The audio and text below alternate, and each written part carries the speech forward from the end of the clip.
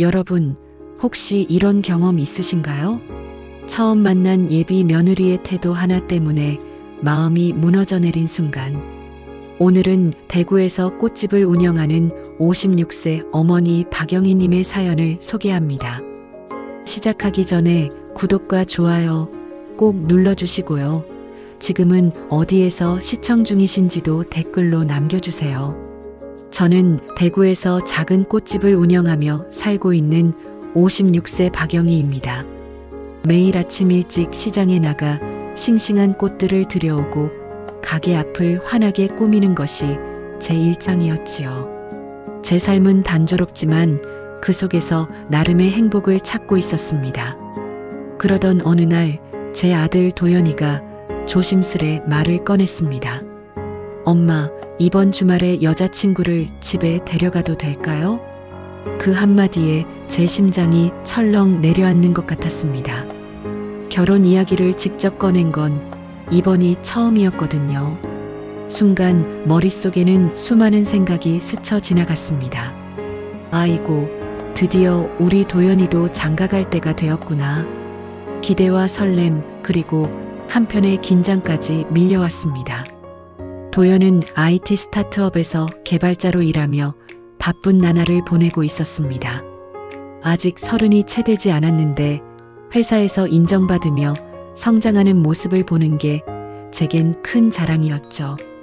그런 아들이 진지하게 결혼을 전제로 한 여자를 만나고 있다니 모처럼 꽃집 일보다 더 가슴이 두근거렸습니다. 여자친구의 이름은 서윤. 같은 회사 마케팅팀에서 일하는 동료라고 했습니다. 늘 바쁘고 차갑게만 느껴졌던 아들이 그녀와 함께 있을 때는 훨씬 부드럽고 행복해 보인다고 말하는 걸 들으니 저도 덩달아 호기심이 생겼습니다. 어떤 사람일까? 우리 집과 잘 어울릴까? 나와도 마음이 잘 맞을까? 수많은 질문이 떠올랐습니다. 저는 오랜만에 정성 가득한 저녁상을 준비하기로 했습니다. 평소 특별한 날 손님들에게만 꺼내놓던 수제 도자기 그릇 세트를 싹 꺼내 닫고 꽃집에서 가져온 작은 화병에 계절꽃을 꽂아 식탁 가운데 두었습니다. 고운 꽃향기와 은은한 조명 덕분에 집안 분위기가 환해졌습니다.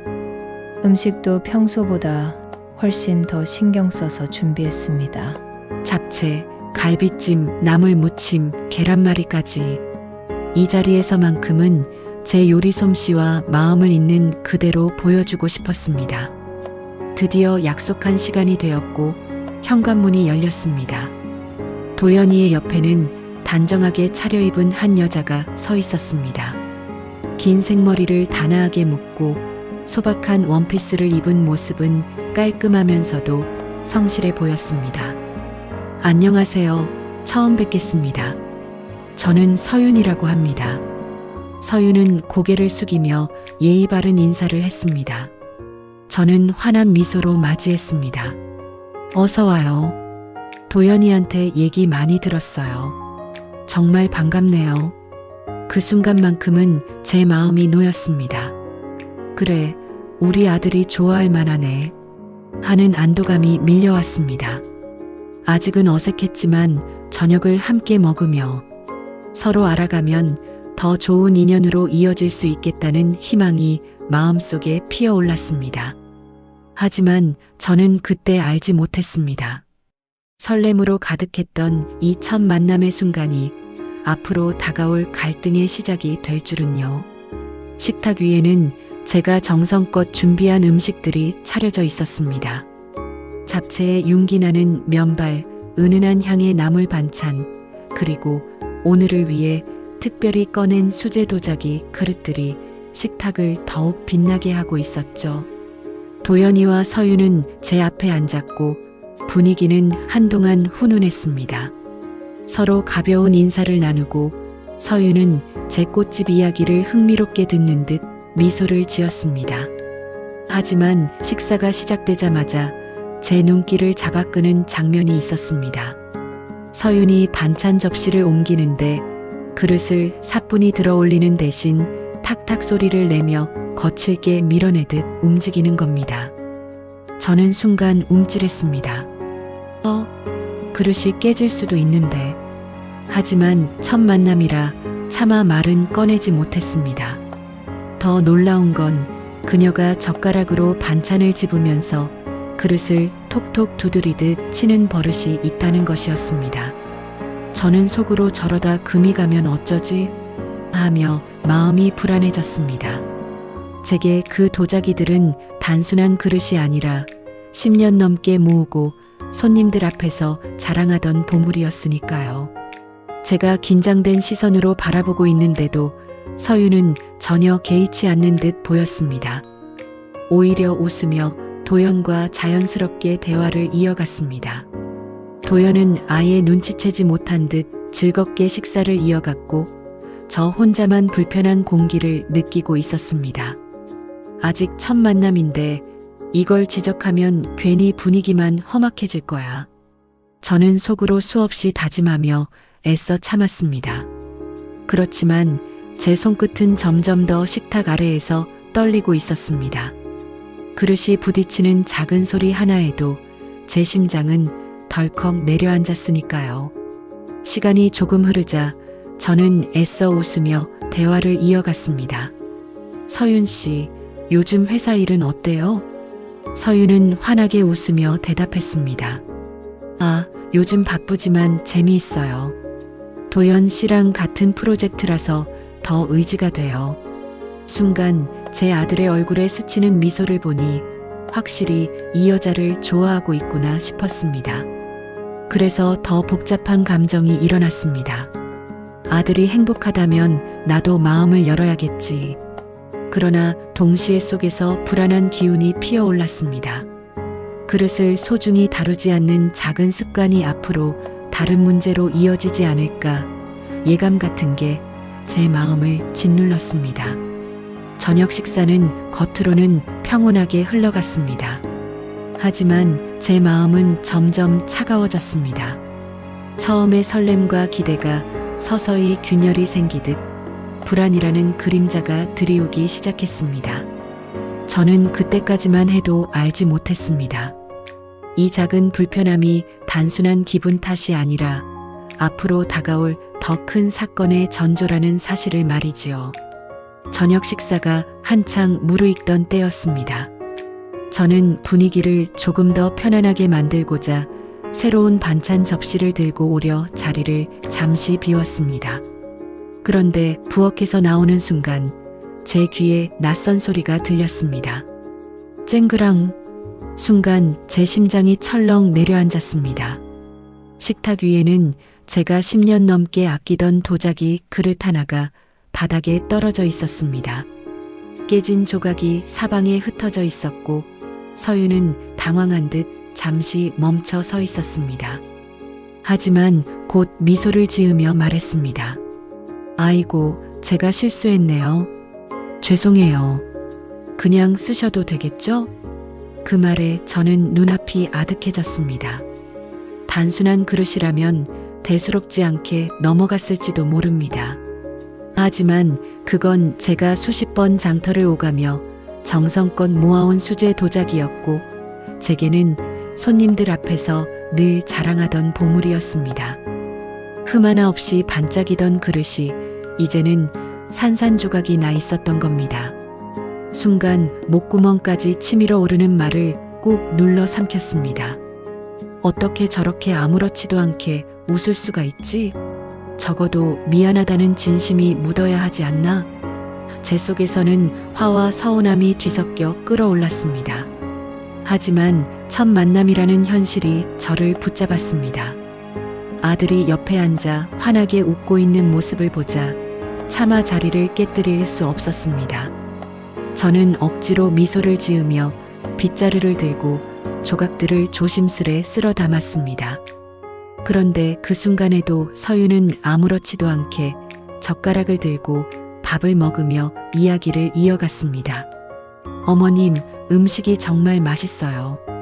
도연 씨가 늘 자랑하던 게 사실이네요. 그 말에 도연은 즐겁게 웃었지만 저는 더 이상 그 웃음을 함께할 수 없었습니다. 제 마음속에서는 무언가가 딱하고 금이 간 듯 했습니다. 단순한 그릇이 아니라 저와 그녀 사이의 신뢰가 처음부터 깨져버린 기분이었으니까요. 식사가 끝난 뒤에도 그 장면이 머릿속에서 떠나질 않았습니다. 그녀의 손에서 떨어져 산산조각난 도자기, 그리고 그냥 쓰시면 되죠라는 가볍기만 한 말. 제겐 단순한 실수가 아니라 소중한 것을 대하는 태도의 문제로 다가왔습니다. 그날 밤 남편은 제가 긴 한숨을 내쉬는 걸 보고 조심스레 물었습니다. 여보, 무슨 일이 있었나? 저는 결국 참아왔던 속내를 털어놓았습니다. 저 아이 뭔가 너무 가볍지 않아? 그릇은 그냥 물건이지만 그걸 대하는 태도는 그 사람의 마음을 보여주는 거잖아. 오늘 난 그게 계속 마음에 걸려. 남편은 잠시 말이 없더니 고개를 끄덕였습니다. 나도 같은 생각이야. 소소한 행동에서 그 사람의 성품이 드러나지. 그날 밤 저는 좀처럼 잠을 이룰 수 없었습니다. 깨져버린 건 단순한 도자기 하나가 아니라 제가 품었던 설렘과 기대였다는 생각이 계속해서 떠올랐기 때문입니다. 그리고 마음 한켠에서는 알 수 없는 두려움이 밀려왔습니다. 이게 단순한 실수일까?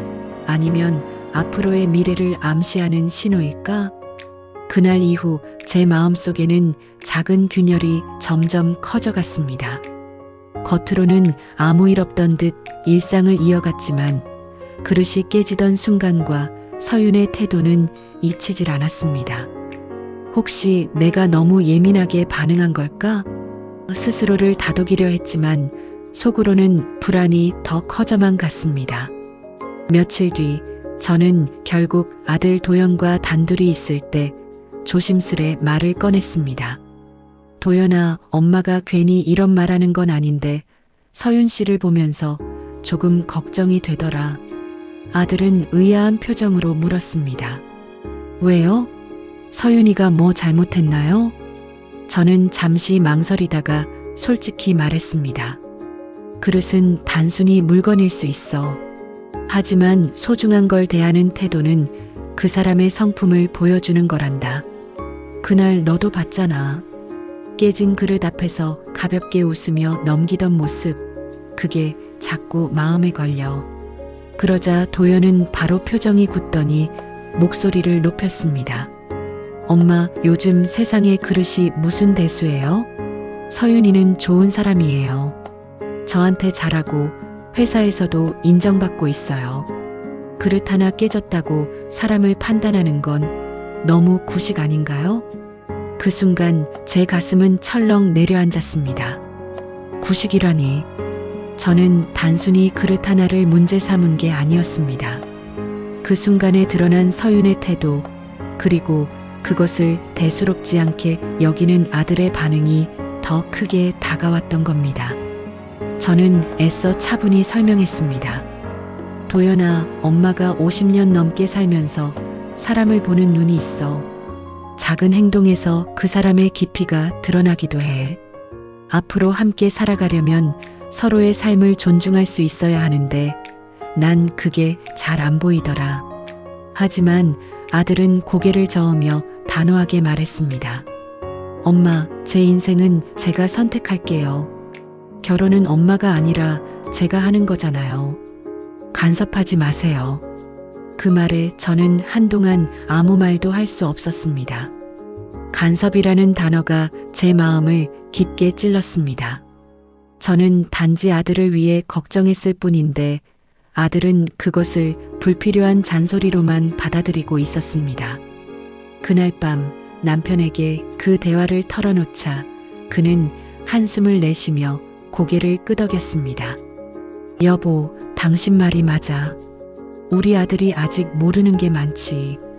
하지만 억지로 막으려고 하면 오히려 더 멀어질 거야. 저는 고개를 끄덕였지만 마음속은 여전히 무거웠습니다. 부모로서 해야 할 말은 했지만 아들의 반발은 생각보다 단단했습니다. 마치 제 말이 벽에 부딪혀 허공에 흩어지는 듯 했지요. 그날 이후 저는 더 큰 고민에 빠졌습니다. 나는 정말 아들을 위해 옳은 결정을 내린 걸까? 아니면 내 고집 때문에 아들과 멀어지는 걸까? 아들과의 대화가 있던 그날 이후 제 마음은 깊은 수렁에 빠져 있었습니다. 분명히 저는 어머니로서 아들을 위해 걱정한 것이었지만 도연은 제 말을 간섭이라고 받아들였습니다. 그 단어는 제 가슴을 날카롭게 베어냈습니다. 평생 정성으로 키운 아들이 이제는 제 말을 듣지 않겠다고 선언하는 듯 했으니까요. 며칠이 지나도록 도연은 연락을 하지 않았습니다. 평소에는 하루 걸러 한 번씩은 엄마 잘 계세요? 라며 안부 전화를 하던 아이였는데 이번에는 고의로 거리를 두는 것 같았습니다. 저는 전화를 걸까 수십 번 망설이다가 결국 눌러보지 못했습니다. 혹시 더 멀어질까봐 그 두려움이 저를 붙잡았지요. 남편과 저는 밤마다 긴 대화를 나눴습니다. 남편은 단호했습니다.